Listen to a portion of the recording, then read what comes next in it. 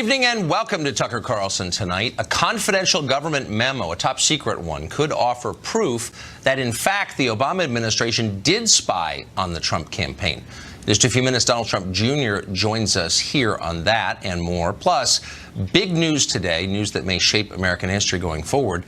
The state of California, our biggest state, has ordered its citizens to hinder federal law enforcement, to disobey federal law. The Attorney General of California says he will prosecute American citizens who refuse to do that and who help the government maintain our borders. We'll talk to someone who supports that in just a minute. But first, we're hours away now from a government shutdown. Chief National Correspondent Ed Henry has been watching every development tonight and has the latest for us. Ed?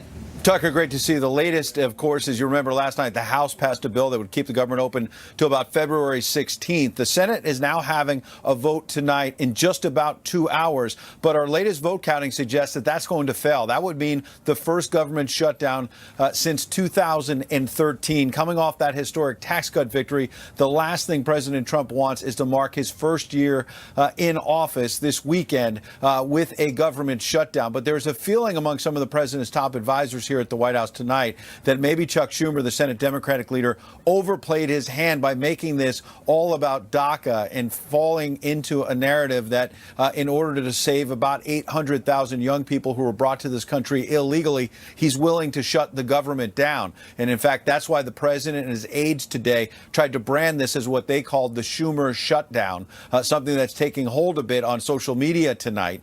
And particularly, the president tried to show he's taking charge by summoning Schumer over to the Oval Office this afternoon for a 90-minute talk. The senator left that meeting saying they've made some progress, but that was many hours ago, and we haven't seen that progress. And from the White House side of it tonight, our reporting suggests, from my colleague John Roberts, that in fact Schumer came to this meeting with a whole list of other demands that he wanted added to this bill that the White House and Republican leaders are simply not going to do. So the bottom line tonight is, barring some last-minute deal, this vote is expected to go down at 10 o'clock and lead to a government shutdown, and then that will lead to a scramble to try and come back to the table and stop that shutdown over the next few days. The White House, though, looking at this poll that came out late today from CNN, suggesting that when people were asked what they preferred, avoiding a shutdown got 56%, renewing and codifying DACA got 34%. That's part of the reason why here inside the White House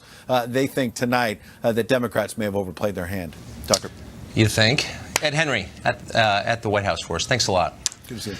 Well, there's so much news going on right now, it's hard to keep up, but we think something really significant has just happened in the state of California. The Attorney General there, Javier Becerra, just sent a warning to employers in his state. He said this yesterday. He said, defy the federal government or you will face punishment.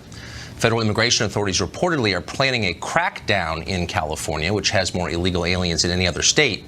In response to that, Becerra held a press conference in which he threatened Californians with prosecution and heavy fines if they dare to collaborate with their government in any way to help enforce this country's borders.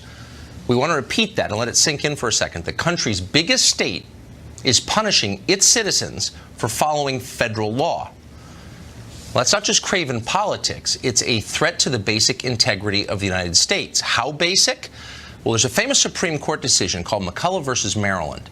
In that case, the court held that because the federal government is supreme to the states, it is unconstitutional for the states to sabotage valid actions of the federal government. That case was decided in 1819. It's been settled law for almost 200 years. A lot of the things we take for granted rest on that case. It's easily one of the most important Supreme Court decisions in our history. If you ignore it, the U.S. immediately falls apart. That's not an overstatement. Think about it. If you followed Becerra's lead, and any state could simply nullify any federal law it didn't like, what would happen? And that means not just immigration laws, by the way. That means tax laws. That means interstate commerce, foreign trade, abortion, narcotics, human trafficking, guns, you name it. Think of a law. What would happen? Well, the country would immediately descend into ungovernable chaos. Keep in mind, and this would be relevant, every state also maintains its own heavily armed National Guard. Disaster. And it's not a theoretical disaster, by the way. It actually happened to us once. Liberals used to worry about things like this. You remember the media hyperventilating pretty recently because Nevada rancher Cliven Bundy tried to defy federal land use law out west. You saw them cheer as an obscure county clerk in Kentucky called Kim Davis went to jail for refusing to grant gay marriage licenses a couple of years ago. Those cases were nothing compared to this in scale or significance. The chief law enforcement officer of the country's largest state has essentially declared independence from the rest of America, and he's ordered his citizens to secede with him. We fought a civil war over this very question 150 years ago. Democrats lost, by the way. Keep in mind that California is challenging the integrity of the Union not in order to help its citizens, but on behalf of a foreign population that has no right to be here in the first place. We've had a lot of people on this program lately to talk about DACA and illegal immigration. And we've asked every one of them the same question, which is the only question that actually matters. How does any of this help American citizens? Every night we ask that question. So far, we've not yet received a single coherent answer, not one. Do you think that you have an obligation to represent American citizens first above people who are here illegally? I represent my citizens very well, thank you, Tucker. Everyone that comes through that door. Okay, so you weren't willing to answer that loves the service. Let's try a second one. How about in each specific case we say, if you're an immigrant here, really simple, prove that you're producing more than you consume. Would you be for applying that standard? I'm for the American people. I'm for Republicans, Democrats coming together. Oh, you're not for that standard. Every parent in America worries about the cost. Now, taxpayers in New Jersey will be subsidizing the cost for illegal aliens. Why does that help them? Why does that help citizens of New Jersey? Didn't you say, as you said, you should throw them all out? I mean, could you really be suggesting that we're going to take 500,000 people in our state and deport them? Could you be suggesting that we take 11 million because you don't have an answer. They don't have an answer because they don't care what the answer is, because helping Americans is not the point. Illegal immigration makes them feel like good people. It makes their donors much richer. And of course, and this is the core point, it ensures their reelection forever and ever. Now it's destroying the country we grew up in, but whatever. All they see is upside. Rebecca Kaplan is an Oakland City Councilwoman. She joins us tonight. Rebecca, thanks for coming on. So here you have the Attorney General of the state of California threatening to prosecute citizens for obeying federal law. Doesn't that sound like something that happens in Mexico, not the United States?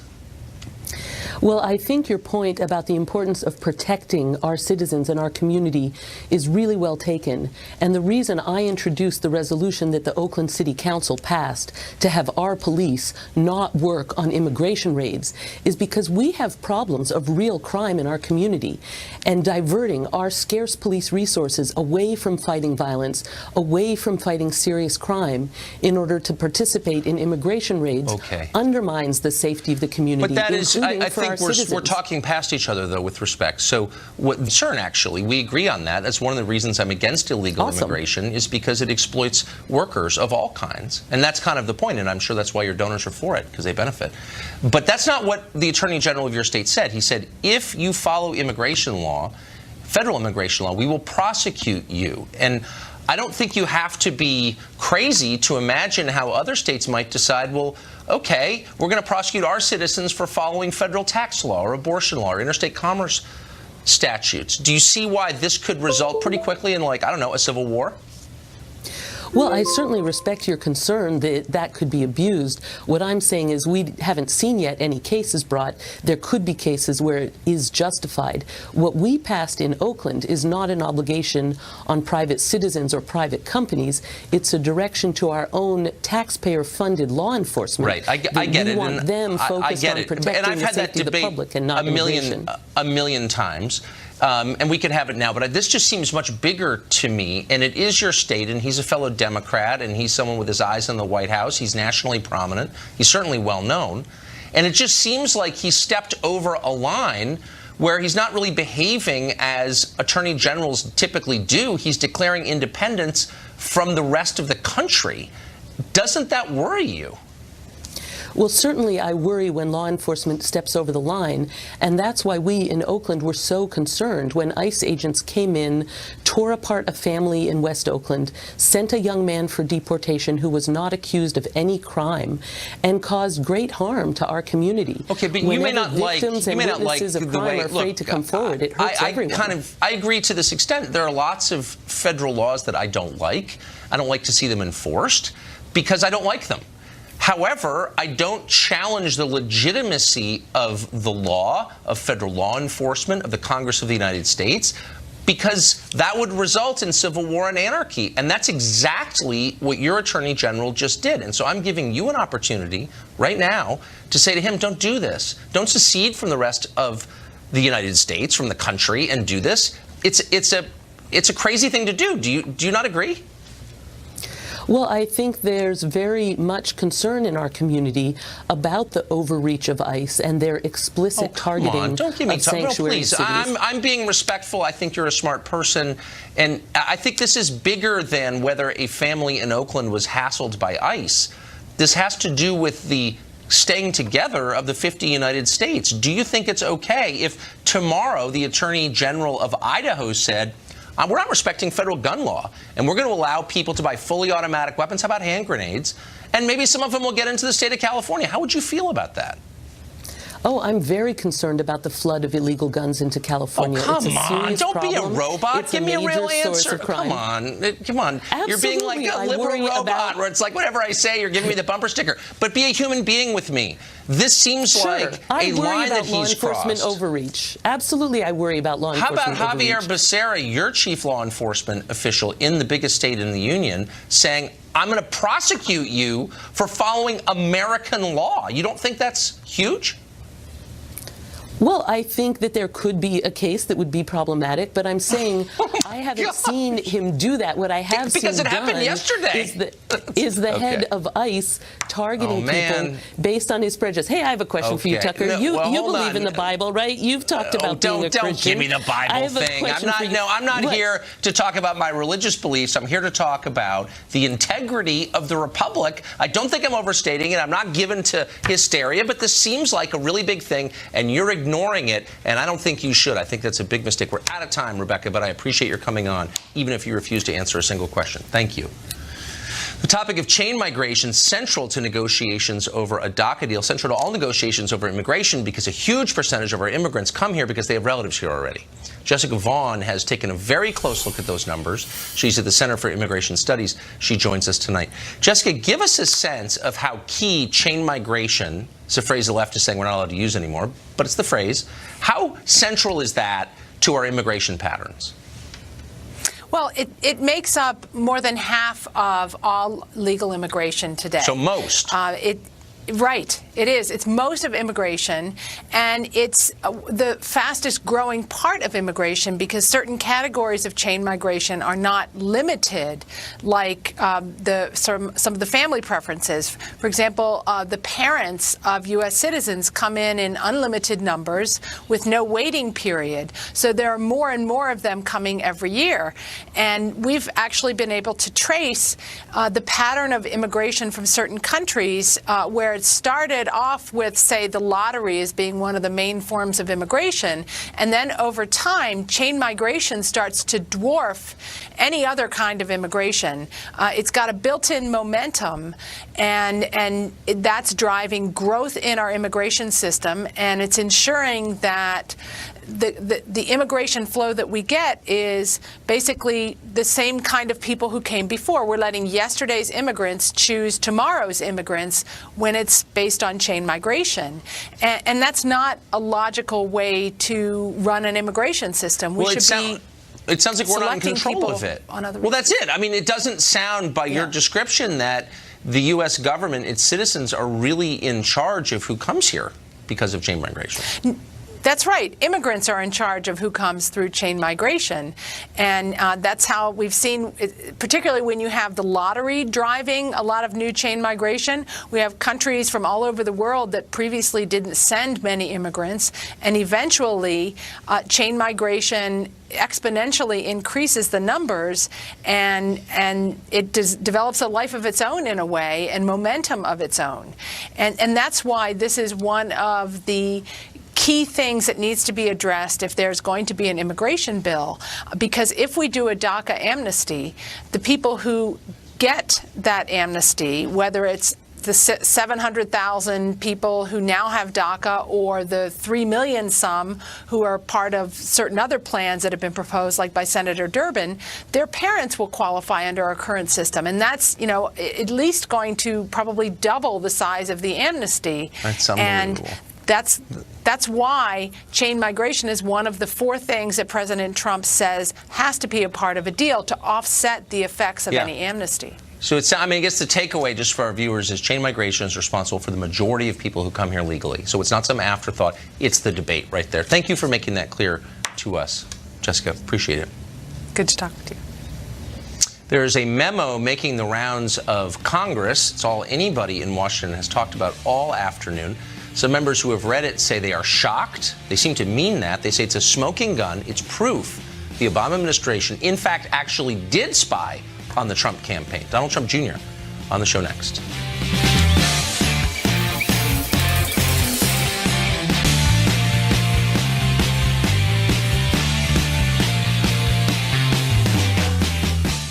Last spring, President Trump was widely ridiculed, actually dismissed as a lunatic, for tweeting out that the Obama administration had wiretapped and surveilled his campaign before the 2016 election. This was all denounced as an absurd lie, a delusion, but maybe it wasn't actually. A 4-page memo currently circulating through the Congress reportedly details pre-election abuses of FISA. That's the law that allows the executive branch to engage in the surveillance of American citizens, and was just reauthorized mindlessly by the Congress. That very little fanfare.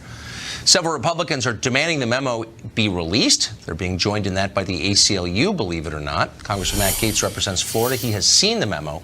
He joins us tonight. Congressman, thanks for coming on. So, good to be on, Tucker.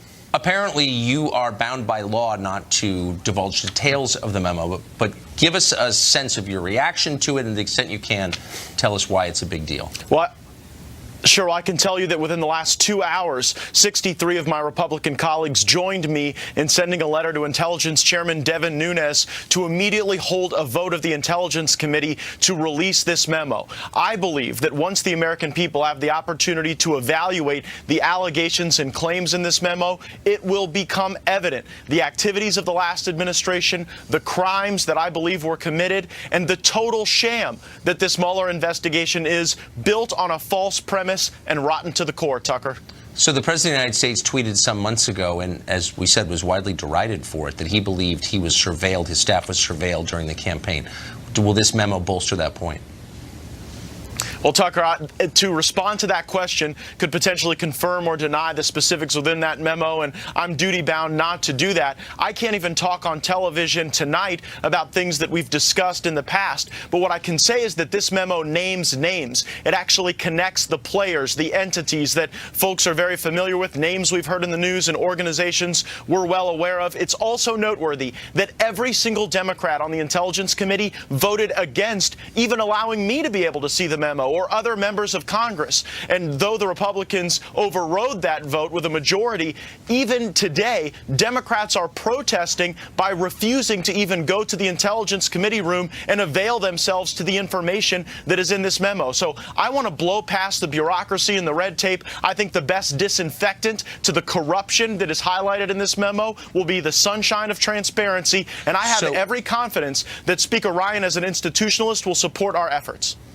Very quickly, if we could just savor the irony, you believe that information in this memo points up illegal activity by officials in the U.S. government, but it is somehow illegal for you to say what it is? Well, until we're able to alter the current classification, right now this is a top secret document. And so, yes, that is ironic, but I think heads are going to roll, people are going to be fired, and there may be some that go to jail.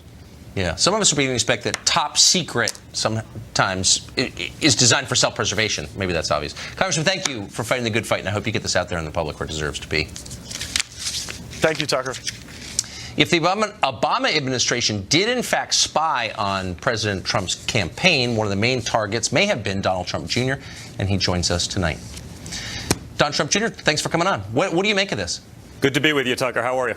I'm great, but confused. So you have members of Congress saying that this document, which I have not seen, I don't think you have either, changes the conversation completely, but they can't tell us what's in it. To the extent you have heard what's in it, what do you make of it? You know, it sounds pretty troubling to me. Obviously, this has been a witch hunt, probably the greatest since the Salem witch trials. The interesting thing about it is the only collusion, the only shadiness, the only thing that's been discovered is what the prior administration, the DNC, and all of them have done. The irony of all of this is if Republicans conducted themselves the way I've seen the Democrats conduct themselves, we'd be reading about this on every page of every newspaper and every TV channel in the world right now. We're a little bit more honorable than them, but it really sounds disturbing. And, you know, I don't know what to do with it because I don't know what's in it. But if all of these guys are saying people's heads are going to roll, people are going to get fired, and people may actually go to jail, I think the American people deserve to know. They've been led down a road to believe X. They've been sold a bill of goods about us, about our campaign from 18 months. The media totally complicit in helping the Dems do this. And the only thing we've discovered, it was actually them. I think we need more information. So I think that the president has the unilateral authority to declassify documents. Do you think that would be a good idea in this case? I think it'd be a phenomenal idea. You know, I'm not aware of what that is. I don't communicate with him about these sort of things. Right. You know, but they've certainly gone after him. They've certainly gone after me, our whole family. I took a 20-minute meeting, okay, that everyone acknowledges would be standard practice in a campaign. I did 23 hours of testimony.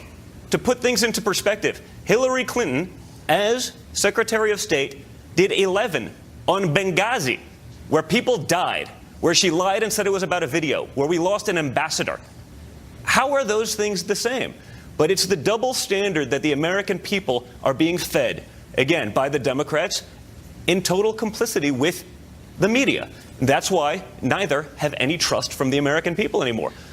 I think we should all be transparent. We've been transparent throughout this whole process. It's disgusting. Well, certainly, I think we'd all benefit from seeing what's in this memo, for sure. Do you believe that your campaign was spied on by agencies overseen by the Obama White House during the campaign?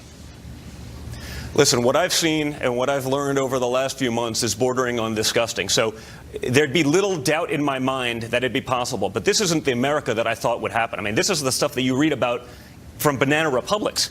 But it seems like it's happening. I'd like to know. I'm not privy to that information. But it seems like all of these congressmen, none of the Democrats even want to read it. They don't even want to go see it. You know, if it was the other way around, wouldn't there be a lot more outrage from the media? Wouldn't I read about it maybe once on CNN? I think I would. And the fact that it's not being covered, they would rather cover that Donald Trump had an extra scoop of ice cream. They would rather question a rear admiral and a doctor appointed by the Obama administration saying, hey, the guy's in phenomenal shape, whether you like it or not. They would rather question that as TV quack doctors than actually talk about these real issues that really affect real Americans. Why do you think that Democrats in the Congress who've said for over a year that their only aim is to get to the truth and to understand the nexus between Russia and the Trump campaign and the U.S. government, why would they not want to see this memo? Because they have no actual interest in the truth, Tucker. What I've realized, they have interest in their sound bites, and the media will sell it. They both went so all in with this contrived Russia thing, based on the documents, based on the things that were probably obtained pretty illegally.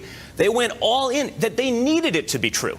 It wasn't if it was true or what happened. They needed it to be true because their entire narrative for 18 months, their entire credibility, everything that they've sold to the American people on every TV channel for almost 2 years has been based on the fact that this is gospel, that this is true, and now it turns out to all be nonsense, and it was actually them and the prior administration doing some pretty shady stuff.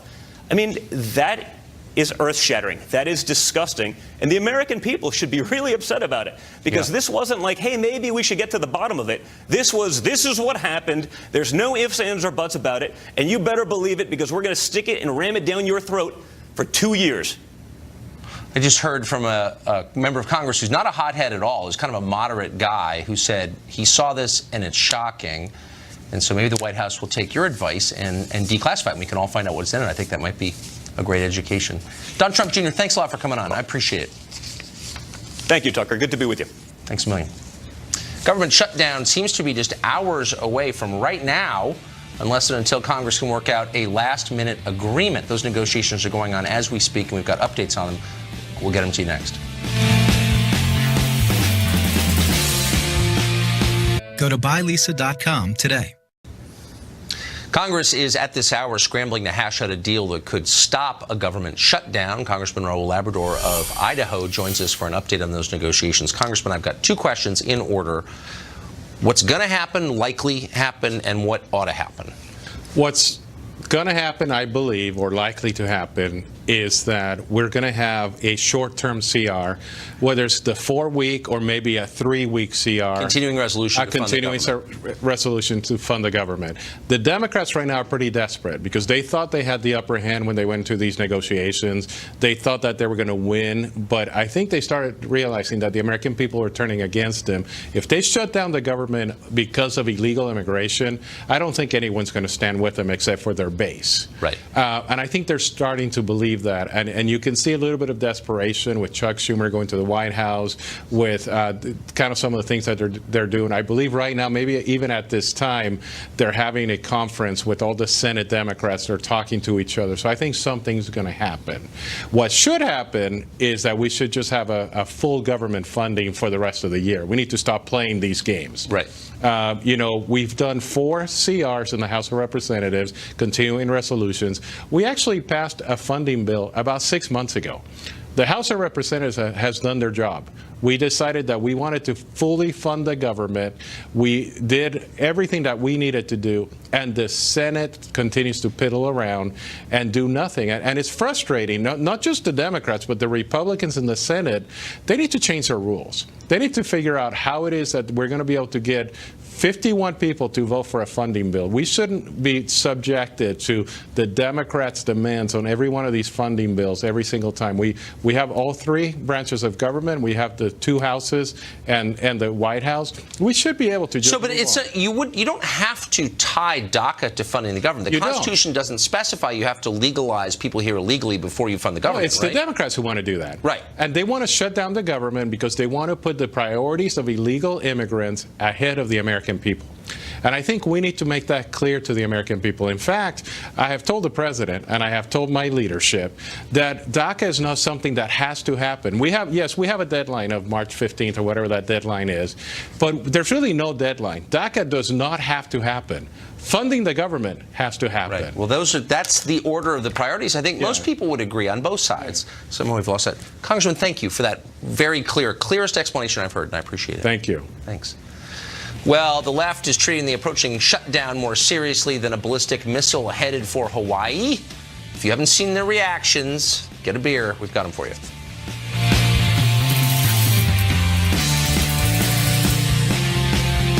With ADT, you can feel safe. It seems like dozens of federal holidays. Yet much of the left is still treating a potential shutdown as an epic crisis. Senator Dianne Feinstein of San Francisco has warned that without the government, quote, people die. Joe Concha writes about the media for The Hill.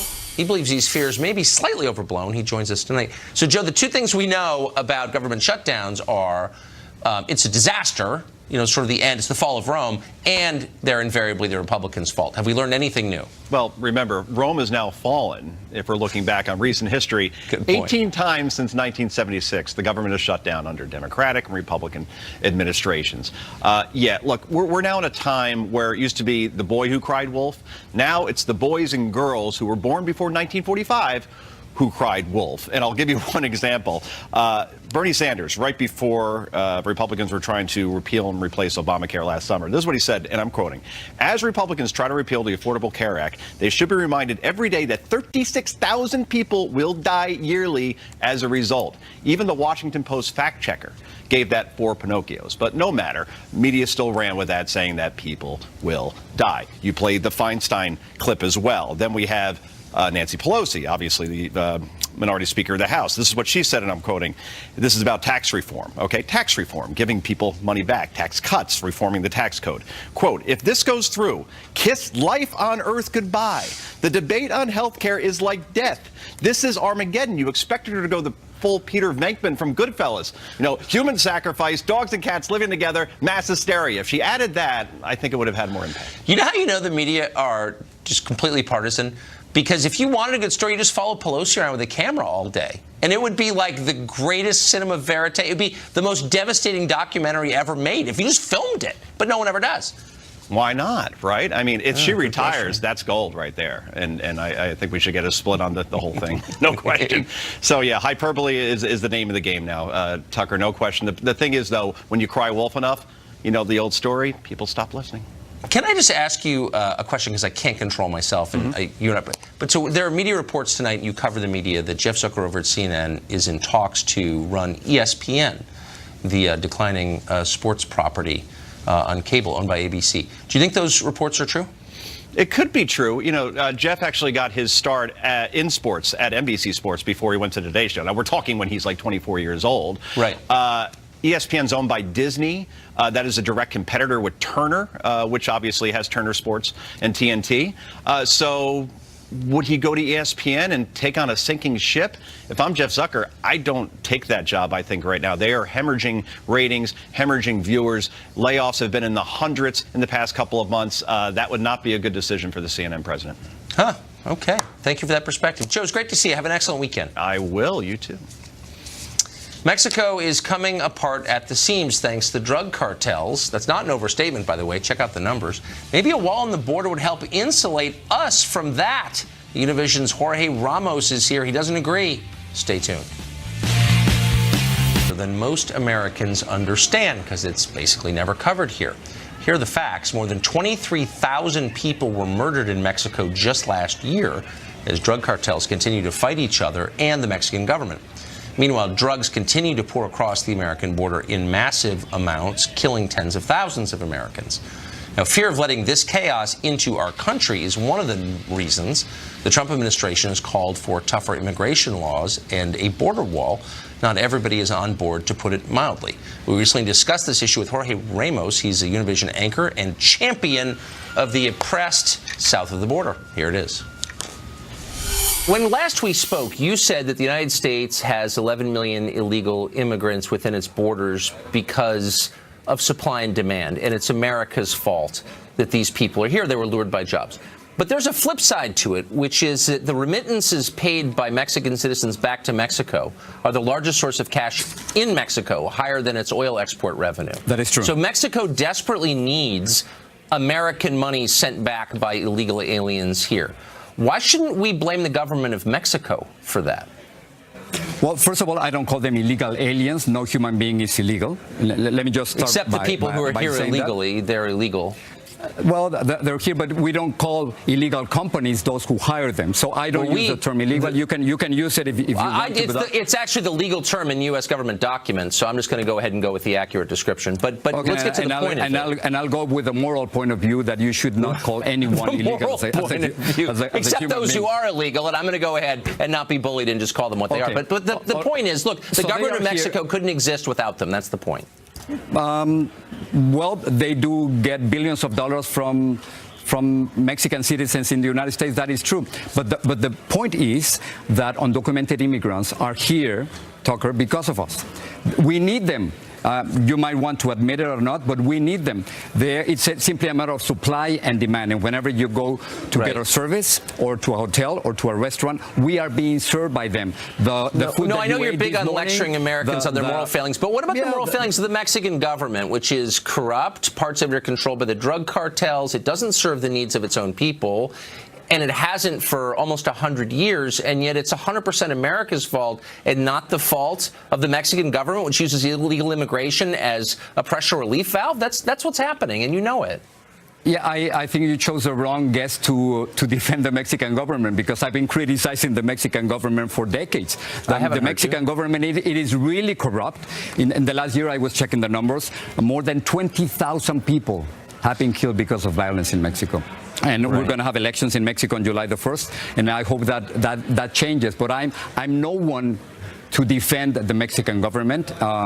There's a lack of democracy. There's a lack of transparency. There's a lot of corruption. There's really nothing to defend about the President Peña Nieto. But in effect, you are, because you're saying that our illegal immigration problems are our fault, when in fact abetting illegal immigration is the policy of the Mexican government. The single largest source of heroin in the United States is Mexico. The leading cause of death for people under 50 is heroin OD. So why shouldn't we be angry at the government of Mexico for allowing this to happen here? Well, because there's a different way of seeing that. You are seeing it as Mexico is responsible for the drugs coming to this country, and the way people in Mexico and the way people in Colombia and in other Latin American countries, the way they see it is that as long as you have 20 to 25 million Americans who use continuously illegal drugs, there's again a problem of supply and demand. And it doesn't matter what you do at the border. It doesn't matter if you have a huge wall. Drugs are going to keep on coming. So that's what the drug dealer tells himself to sleep at night. He says it's not my fault, it's the junkie's fault. Right. So if you flood a community with illegal drugs, do you think drug use and ODs go up? I mean, that's a rhetorical question because the answer is, of course, yes. So why blame the victim here? I don't understand. Well, no, it's not the way to see it. It's the empirical truth. Tucker, if you have 20 or 25 million Americans who've used an illegal drug in the last month, what are you going to do? I mean, unless you change really, Jorge, the consumption, nothing's going to change. Because if I dropped a ton of heroin into your zip code, do you think you would see a higher rate of heroin addiction? And do you think that would be the fault of your children and your neighbors? No, it would be my fault. It is not only that you drop it. The fact is that people are asking for that. Illegal drug users in the United States 15-year-olds are desperate for cheap heroin. Yeah. No, I mean, look, let's be honest. Not building a wall is not making the problem better. People are dying as a result of it. No, the wall won't help.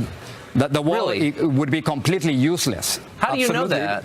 So let's take a look at walls through history. How many have been completely useless? Let's see, none. Let me give you just a few arguments here. Okay. According to Pew Research Center, almost 45% of all undocumented immigrants come by plane or with a visa. So it doesn't matter how long or wide almost your wall how many? would be. What percent? Almost 45%. You can check it. So what about? No. I think that number's right. I think that number's right. But there's still 500,000 people, more than, apprehended at the border every year on foot. That doesn't account for all the people who made it across. You have hundreds of thousands of people coming, some unknown number, coming across with no wall, and you have tons and tons of drugs. So why is it immoral to try and stop that? Because the idea that you are giving your audience and the idea that President Trump is giving the American people is that we are being invaded by Mexico. That is not true. More Mexicans actually are leaving the United States than coming to this country. I'm not saying we're being invaded. I'm saying tons of drugs and hundreds of thousands of people are... I'm not saying there is. I'm saying there's no invasion. Tons of heroin and hundreds of thousands of people are coming across, and many of them would be stopped by the wall. So why is it immoral to put a lock on our front door? I don't understand. Why should we be scolded for wanting to protect our own country? I don't get that. I agree with you. Every single country has the right to secure borders. I have no problem. With that. But you're arguing against the wall. That the wall that President Trump wants to build and that apparently you're supporting would be completely useless. First of all, there's no invasion coming from Mexico. Second, it's not true that hundreds of thousands of people are coming to this country because the undocumented population has remained stable. The undocumented population has remained stable in this country for the last decade, and third, Mexico, of course, won't pay for that. First of all, we don't really know what the undocumented so-called population is because they're here illegally. No. As a factual matter, we don't. It's true. We do. The Census Bureau, look, the government. The point is, you've got 11 million at least. Could be 20. We don't know. But there are more than 10 million people here illegally. They're here illegally. 11 million. We'll say 11 million. Those people are living proof that we don't have control of our border, and I hope that you'll just sum it up for me in one sentence because we're running out of time. Why is it a bad idea to build a wall to stop some percentage of those people, some percentage of the heroin, when every other wall in every other country on planet Earth has had an effect in stopping people and drugs from getting into the country it separates? I don't understand. Because it's a myth to believe that the border right now is more insecure. It's a myth. And then, as long as you have millions of consumers of illegal drugs in this country, drugs are going to keep on coming from ports of entry or through tunnels. That's on one hand. Let's just build the wall and we'll see. We can come back and kind of assess its effectiveness if you come by plane, Tucker. Okay, that's great. Jorge, thank you for joining us. Thank you. Appreciate it. Thanks. New information today from investigators on the Las Vegas shooter, Stephen Paddock. We'll tell you what they said next.